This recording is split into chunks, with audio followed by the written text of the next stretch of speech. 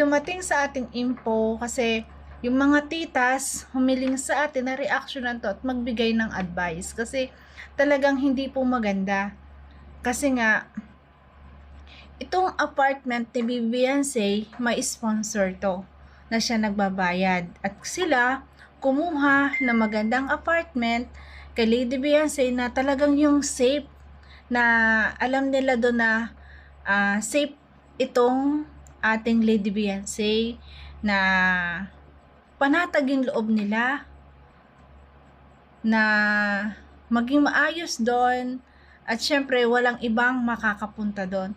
Pero guys, bakit ganito? Ito ang hinanakit po ng ibang mga titas. Bakit ganito? Hindi ko na po babanggitin yung mga pangalan nila, pero alam ko, alam nyo na po ito at alam din nila. Sana huwag pong ganito.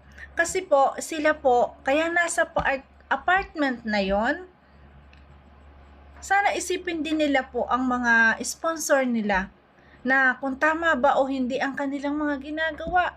Kasi nga, yung mga sponsor nagsusumikap para sila mapagtapos ng pag-aaral.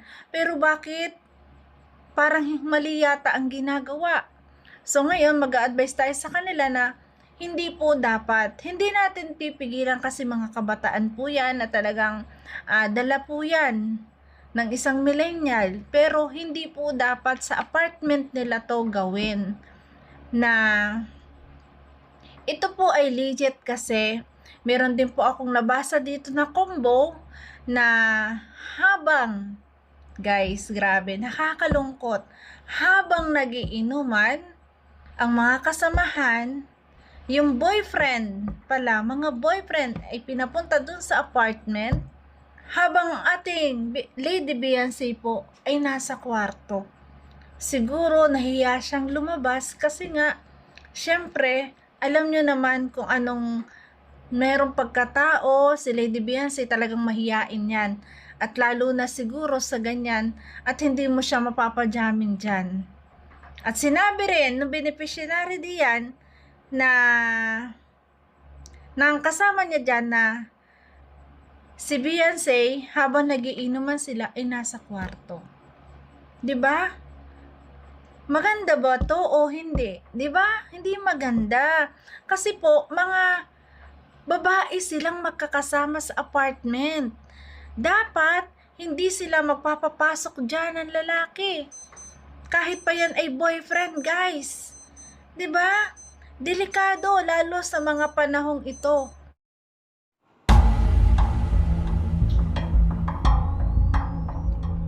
Napanood natin yung issue dito kay Trending Pia. Patungkol dun sa naipost sa My Day na nagiinuman daw doon sa apartment nila Beyonce kasama ng mga ibang beneficiary ni Kalingap Edu na hindi daw alam ni Kalingap Edu. But wait, huwag kayong mag-alala sapagkat hindi naman madadamay dito si Beyonce sapagkat si Beyonce di umano ay nasa loob lamang ng kwarto at hindi kasama doon po sa mga nagiinuman. Kung ito ay talagang eksaktong may katotohanan. Sapagkat sinasabi nila, yung mga nambabas kay Trending Pia, na ito daw ay hindi totoo. Walang katotohanan na ito ay larawan lamang at wala naman daw video. At sinagot naman ni Trending Pia na ito daw ay sa apartment. Now, bakit maraming nagagalit kay Trending Pia? Yung concerned na nakapanood, sinabihan siya na gawan ito ng reaksyon. Itong nangyaring inuman, di umano, doon sa apartment. Na hindi lamang basta inuman. Ang sabi pa nila, pinapunta pa raw sa apartment yung kanilang mga jowa. Yung mga partner ng mga beneficiary na ito. Kung hindi tayo nagkakamali. So, sa makatuwid, mayroong nangyayari na hindi dapat mangyari. Not in that place. Obviously, hindi magiging tama. Pero parang kahit na isipin ni Trending Pia na tama ang ginagawa niya, na pag-content, na pag-a-advise daw, na para maputol na kung ano man ang kahibangan na ito, ay hindi naging tama sa paningin ng iba sapagkat lumalabas daw na sinisiraan lamang ni Trending Pia itong si Kalingap Edu.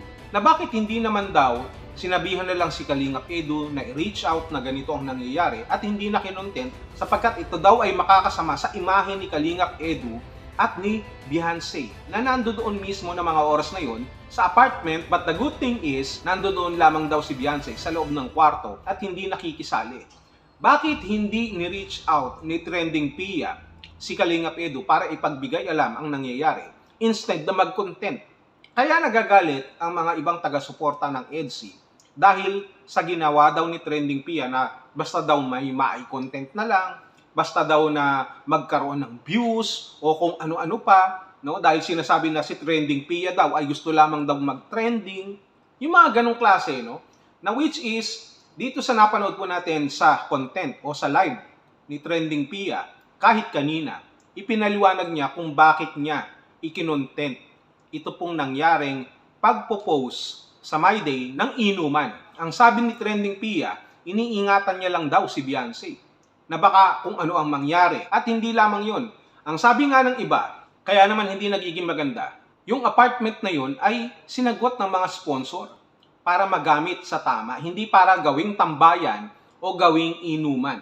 Sapagkat kaakibat ng pagiging isang beneficiary, meron niyang responsibilidad ng kredibilidad na ikaw ay karapat-dapat na tulungan at dapat pamarisan. Kaya nga, hindi nagiging maganda sa paningin ng nakakarami na kapag nakakakita tayo ng mga ganitong klaseng senaryo ng inuman o ng mga bagay na hindi dapat ginagawa sa isang lugar, sa isang pagkakataon, it's true na marami po ang mga sponsor na madidismaya kapag nalaman na ganyan po ang nangyayari. Yun naman talaga ang katotohanan dyan. It's not because na kailangan ipahiya si Edu kung bakit yan ay kinukontent. Ngayon, ang sabi nila, bakit hindi na lang kinontak si Kalingap Edu? Ang sabi ni Trending Pia, wala daw siyang contact.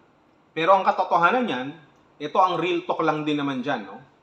Kung tayo ay papipiliin talaga para payuhan o bigyan ng advice o sawayin ang isang individual or grupo na wala pong masasagasaan at hindi na magiging issue, may paraan talaga para makontak si Kalingap Edu. Kahit sabihin pa natin na wala tayong mismong direktang kaugnayan o contact. We have all the resources para makarating kay Kalingap Edu ang bagay na yan. Para bigyan ng pansin, para sawayin, at para mahinto. At yan ang kinaiinis ng mga viewers sapagkat hindi daw yon ginawa ni Trending Pia. Bagkus, siya po ay nag-content na lang. Kaya kung mababasa nyo sa mga komento, nasabi na may mga content ka lang. No, magkaroon ka lang ng views. Hinahayaan mo na masira sila Kalingap Edu, sila Beyonce, sa mga mata ng tao, which is ang gusto kasi nila, ay ayusin yan ng pribado. Pero hindi nga mangyayari yan. Sabi nga ni Trending Pia, hindi raw mangyayari yon sapagkat kung hindi raw yan na-content, ay hindi yan masasawata. Katunayan nga raw, na wala na ang IG, kung hindi tayo nagkakamali, IG ba, o FB, or something like that.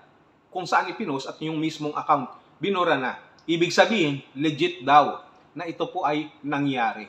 At ito po ay hindi basta-basta lamang gawa-gawa. Pero, listen. Ang totoo niyan, sa atin lang to sa mga content creators kasi, kahit papano, pagkakataon na rin to. No? Na ma-content.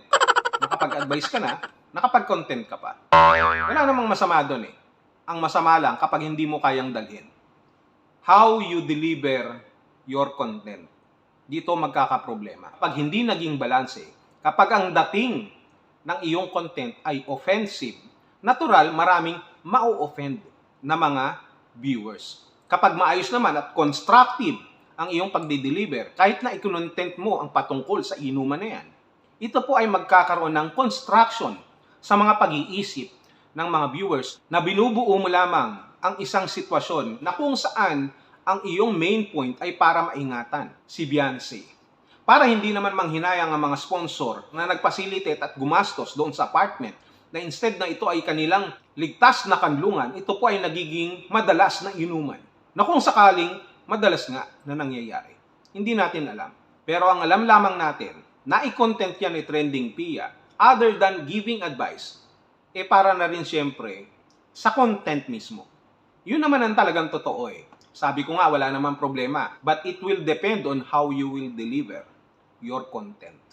Ito ba ay makakapagbigay ng awareness o warning dito sa mga concerned people O baka naman ito ay magiging awareness for the succeeding days and weeks. Sa aking personal na opinyon, hindi rin naman talaga tama na mayroong nagiinuman doon. Pwede silang uminom, ang problema, hindi doon sa lugar na yon. Kasi magagalit ang mga sponsor. Parang anong nangyayari, bastusan na yan. Knowing na hindi lamang basta inuman, posible ang mangyari. Sapagkat may kasabihan na kapag may alak daw, may balak. May alak, may balak. Grabe, no? Mayroon pang mga lalaki doon na mga jowa-jowaers daw.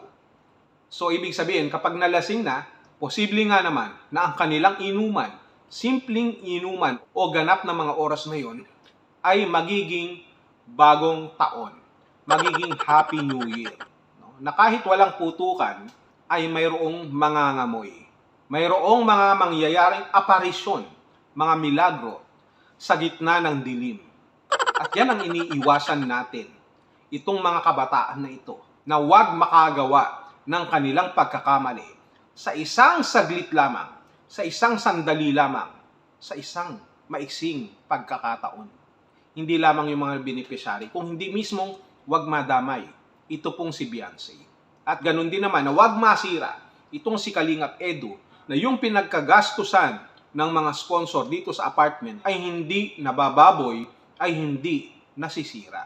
Kaya tama lamang na mabigyan din naman ng pansin yan para mahinto at para hindi na maulit pang muli kagaya ng ginawa sa iyo ng iyong ex na hindi mo na dapat balikan. Ganun. So ang katanungan natin dito, itong inuman na naganap sa apartment ay dapat bang maging issue? Maraming maglalaro sa ating isipan. Kung si Beyonce naman ang tatanungin natin at iisipin natin na bakit hindi pinaalam kay Kalingap Edu, natural lamang na yung tao mahihiya na magsabi. Sapagkat ang sangkot dito ay yung beneficiary mismo ni Kalingap Edu. So ayaw niya na lumabas na siya ay pakilamera. At lalabas din naman na kontrabida dito sa kanyang mga kasama na beneficiary doon sa loob ng apartment. At kung si Kalingap Edu naman, malalaman yan, 100% naniniwala tayo na ito ay hindi niya gugustuhin at ipapahinto din kung ano ang nangyayari na mga kababalaghan dyan. Kung totoo man. Sapagkat alam nyo na, kapag may alak, may balak. Bakit ko nasabi? Nangyari din kasi sa akin yan eh. In reverse way naman.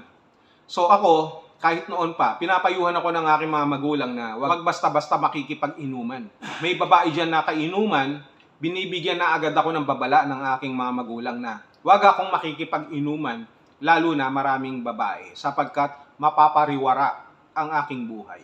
At yun ang iniiwasan ko na mangyari.